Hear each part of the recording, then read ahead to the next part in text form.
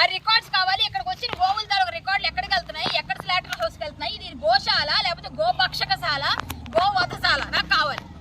నేను హైదరాబాద్ నుంచి గోవు ముందు కూడా నేను ఆపరేట్ చేసి పంపిస్తున్నా ఇక్కడికి. లాస్ట్ మంత్ పంపించలేదు, మళ్ళీ ఇక్కడ ఏమైంది? నేను ధర్నా చేస్తానంటే ఏంటి ధర్నా చేస్తాను? మరి ఇదేంటిది? ఇది డమ్మీ అయితే ఎందుకు ఎవరు తెచ్చారు?